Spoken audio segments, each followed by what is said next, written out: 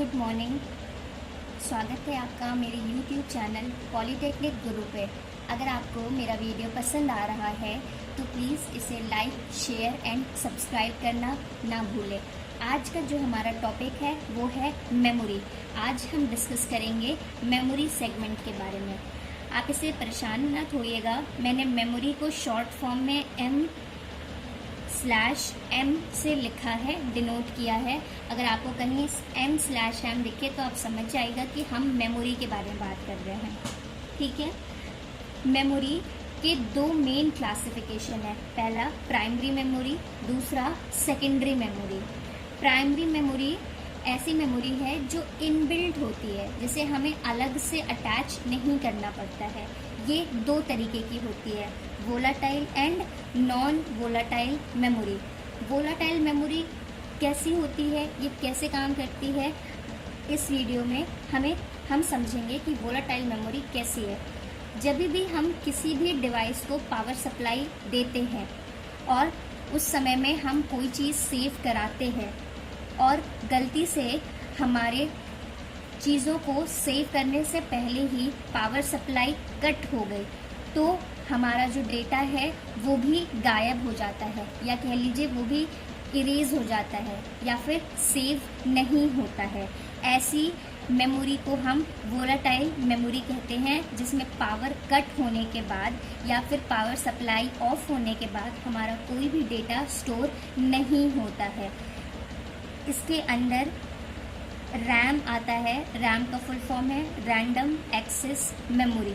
Random access memory ऐसी memory है, एक बार पावर कट होने के बाद इसमें कोई भी डेटा प्रेजेंट नहीं होता है, सारा डेटा डिलीट हो जाता है। ये अगेन दो तरीके की होती है, स्टैटिक रैम और डायनामिक रैम। स्टैटिक रैम में जो डेटा स्टोर किया जाता है वो वोल्टेज के फॉर्म में स्टोर किया जाता है। डायनेमिक रैम में जो डेटा स्टोर होता है वह करंट के फॉर्म में स्टोर होता है। स्टैटिक मेमोरी फास्ट होती है, डायनेमिक मेमोरी स्लो होती है। ये कॉस्टली होती है और ये थोड़ी सस्ती होती है। अब हम देखते हैं नॉन वोलाटाइल मेमोरी। ऐसी मेमोरी जिसमें पावर कट होने के बाद भी डेटा स्टोर रहे परमानेंटली। जैसे हमारी फ़ोटोज़ हो गई या वीडियोस हो गई, एक बार हमने फ़ोन को ऑफ़ किया या कंप्यूटर को ऑफ़ किया तो भी पे वो स्टोर होता है। ऐसी मेमोरी जिसमें पावर सप्लाई ऑफ होने के बाद भी डेटा स्टोर रहे उसे हम नॉन वोलाटाइल मेमोरी कहते हैं। नॉन वोलाटाइल मेमोरी के अंदर में रीड ऑनली मेमोरी मतलब रोम आता है। रोम दो प्रकार का होता है, एक परमानेंट रोम और नॉन परमानेंट रोम। अब परमानेंट और नॉन परमानेंट ये है क्या? परमानेंट को हम कह रहे हैं नॉन इरेजेबल रोम, मतलब ऐसी मेमोरी जिसे हम इरेज नहीं कर सकते हैं। एक बार अगर डेटा सेव कर दिया तो वो कभी भी डिलीट नहीं हो सकता है। और नॉन परमानेंट में एक बार हमने डेटा सेव कर दिया तो उसे हम जब भी चाहे अपने अकॉर्डिंग हम डिलीट कर सकते हैं या फिर उसे हटा सकते हैं। लेकिन परमानेंट में एक बार डेटा सेव हो जाने के बाद उसे हटाया नहीं जा सकता है। परमानेंट मेमोरी दो तरीके की होती है, मास्क्ड रोम और प्रोग्रामेबल रोम। इसमें क्या हम रखते हैं, जैसे फॉर एग्जांपल फ़ोन है हमारा, फ़ोन के जो सॉफ्टवेयर हैं, जो एप्लीकेशंस हैं या फिर जो भी कोड्स हैं वो परमानेंट मेमोरी में होते हैं। वो या तो प्रोग्रामेबल रोम में होंगे या मास्क्ड रोम में होंगे। आपने देखा होगा कि जब भी आप फ़ोन को अपने रीसेट करते हैं या फिर उसे रीबूट करते हैं, फैक्ट्री सेट करते हैं, तो उसके प्रोग्राम्स नहीं गायब हो जाते, बल्कि जो पुराना डेटा है वो चला जाता है, लेकिन उसके एप्लीकेशंस, उसके प्रोग्राम्स, उसके कोड्स तब भी मेमोरी में रहते हैं। तो जो चीज़ें डिलीट नहीं हो सकती हैं, कभी भी डिलीट नहीं हो सकती हैं, वो क्या है, किसके अंडर में आती है? परमानेंट रोम के। और वो क्या है? प्रोग्रामेबल रोम। अब हम बात करते हैं ऐसे डेटा को जिन्हें हम अपने अकॉर्डिंग डिलीट कर सकते हैं। इनके अंडर में तीन टाइप परमानेंट मेमोरी या फिर इरेजेबल मेमोरी 3 तरीके की होती है, EEPROM, डबल EEPROM और फ्लैश मेमोरी। EEPROM का फुल फॉर्म है इलेक्ट्रिकली प्रोग्रामेबल रोम। EEPROM का फुल फॉर्म है इलेक्ट्रिकली इरेजेबल प्रोग्रामेबल रोम। मतलब कि इस EEPROM में एक बार डेटा जब स्टोर हो जाता है उसे दोबारा डिलीट करने के लिए या फिर हम अपने अकॉर्डिंग डिलीट करने के लिए, जैसे मान लीजिए पेन ड्राइव है, पेन ड्राइव में एक बार हमने डेटा सेव कर दिया, लेकिन जब हमें उस डेटा की ज़रूरत नहीं है तो हम उसे अपने अकॉर्डिंग डिलीट करना चाहते हैं, तो उस टाइम पे हमें उसके अंदर जो डेटा प्रेजेंट है उसे डिलीट करना होगा। ठीक है, तो हम डेटा को 2 तरीके से डिलीट कर सकते हैं। पहला, या तो जो पेन ड्राइव है उसके ऊपर हम अल्ट्रावायलेट रेज पास करा दें, जिसकी मदद से पेन ड्राइव में रखा हुआ डेटा डिलीट हो जाएगा, या फिर पेन ड्राइव को एक इलेक्ट्रिकल सिग्नल हम प्रोवाइड कर दें। क्या कर दें? पेन ड्राइव को हम एक इलेक्ट्रिकल सिग्नल प्रोवाइड कर दें, जिसकी वजह से उसके अंदर का रखा हुआ डेटा डिलीट हो जाएगा। आप यहाँ पे समझिए, पेन ड्राइव में जो डेटा है उसको डिलीट हम 2 तरीके से कर सकते हैं। पहला, या तो हम अल्ट्रावायलेट रेज को पास करा दें पेन ड्राइव के ऊपर से, जिसकी वजह से डेटा डिलीट हो जाए। दूसरा, या तो इलेक्ट्रिकल सिग्नल पास करा दें, जिसकी वजह से हमारा जो भी डेटा रखा हुआ है डिलीट हो जाए। इसी चीज़ का यूज़ EEPROM में किया जाता है।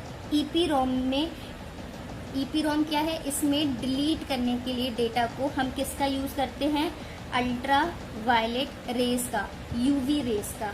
और डबल EEPROM क्या है? नाम से ही समझ में आ रहा होगा, इलेक्ट्रिकली इरेजेबल प्रोग्रामेबल रोम। मतलब इसमें रखे हुए डेटा को हमें इरेज करने के लिए एक इलेक्ट्रिकल सिग्नल का सहारा लेने की ज़रूरत है। मतलब इसमें रखा हुआ डेटा हम तभी डिलीट कर सकते हैं जब हम कोई वोल्टेज सिग्नल को इसकी मेमोरी में से पास करें। अब फ्लैश मेमोरी है क्या? फ्लैश मेमोरी कुछ भी नहीं है, ये EEPROM की डबल EEPROM के जैसे ही काम करती है। मतलब इसमें जो डेटा रखा है वो भी इलेक्ट्रिकल सिग्नल पास करने पर ही डिलीट होता है। लेकिन अब इन दोनों में डिफरेंस क्या हुआ? जब दोनों में डेटा इलेक्ट्रिकल सिग्नल के पास करने से डिलीट होगा तो डिफरेंस क्या है? डिफरेंस ये है कि डबल EEPROM में एक बार में सिर्फ एक डेटा ही इरेज होगा, लेकिन जब हमें बहुत सारे या फिर पेन ड्राइव का सारा डेटा एक ही बार में डिलीट करना है तो क्या होगा? फ्लैश मेमोरी, मतलब फ्लैश होगा, एक ही बार में सारा डेटा डिलीट हो जाएगा। ठीक है, नेक्स्ट देखते हैं हम कैरेक्टरिस्टिक ऑफ मेमोरी कि क्या क्या विशेषताएं हैं मेमोरी की, या फिर क्या मेमोरी की विशेषताएं होनी चाहिए। पहला, मेमोरी की कैपेसिटी ज़्यादा होनी चाहिए, उसका ऑर्गेनाइजेशन भी अच्छा होना चाहिए, पावर कंजप्शन लो होना चाहिए, बहुत सारे साइजेस में और पैकेजेस में ये अवेलेबल होना चाहिए, मिलना होना चाहिए, कम कॉस्टली होना चाहिए, बहुत ही ज़्यादा रिलायबल होना चाहिए, मतलब जल्दी ना ख़राब हो, काफ़ी दिनों तक चले, रफ एंड टफ यूज़ हो, ऑपरेशन बहुत ही फास्ट होना चाहिए। आइए अब देखते हैं characteristic of semi conductor memory. आजकल जो हम मेमोरी यूज़ कर रहे हैं वो सेमी कंडक्टर मेमोरी है। मैग्नेटिक टेप या मैग्नेटिक मेमोरी को हम यूज़ नहीं करते हैं। मैग्नेटिक मेमोरी आपने कहाँ देखी है? आपको ध्यान होगा कि पहले के ज़माने में टेप रिकॉर्डर होते थे जिनमें कैसेट होता था, कुछ ऐसे आपको ध्यान में होगा। वो कैसेट के ऊपर एक रील चलती थी। ये कैसा होता था? ये मैग्नेटिक टाइप का होता था। तो जो कैसेट था उसके ऊपर एक रील लगा होता था और यहाँ पे एक पॉइंटेड टाइप का ऑब्जेक्ट होता था। आपको याद होगा या फिर आपने देखा होगा कि जब ये रील चलता था एक पॉइंटेड ऑब्जेक्ट यहाँ पे रील पे टच कर रहा होता था। जब ये टच करता था तब हमें आवाज़ आती थी। लेकिन आजकल ये मेमोरी हम यूज़ नहीं करते। क्यों? क्योंकि ये मेमोरी की साइज़ बहुत ज़्यादा हो जाती है। अगर हमें बहुत कैपेसिटी का मेमोरी चाहिए तो साइज़ बड़ी हो जाएगी, और साइज़ बड़ी होने की वजह से कॉस्ट बढ़ जाएगा। इसको आसानी से हम कैरी नहीं कर सकते हैं, मतलब एक जगह से दूसरी जगह लेकर के नहीं जा सकते हैं। इसीलिए अब हम सेमीकंडक्टर मेमोरी का यूज़ करते हैं। सेमीकंडक्टर मेमोरी की क्या विशेषताएं हैं? देखिए, इसका साइज़ छोटा होता है, कम कॉस्टली होता है, स्पीड अच्छी होती है, बहुत ही ज़्यादा रिलायबल होता है, मतलब जल्दी ख़राब नहीं होता है, बहुत दिनों तक चलता है, और इसकी कैपेसिटी को बढ़ाया भी जा सकता है। मतलब अगर आप चाहते हैं कि आपका कंप्यूटर का मेमोरी बढ़ जाए तो आप जाकर के उसे बढ़वा भी सकते हैं, कोई प्रॉब्लम नहीं होगी। दोस्तों, एक टॉपिक रह गया है जो है सेकेंडरी मेमोरी। देख लेते हैं इसे। सेकेंडरी मेमोरी एक ऐसी मेमोरी है जिससे आप एक्सटर्नली, बाहरी तौर पे हम अपने कंप्यूटर से या मोबाइल के द्वारा कनेक्ट करते हैं। ये दो तरीके की होती है, semi random access memory and serial access memory. Semi random access memory में डिस्क आती है, Blu-ray disc, floppy disk, CD, DVD। लेकिन serial access memory magnetic tape, इसमें मैग्नेटिक टेप आता है। आज के लिए इतना ही। अगर आपको मेरा वीडियो पसंद आ रहा हो तो प्लीज़ इसे लाइक, शेयर एंड सब्सक्राइब करना ना भूलें।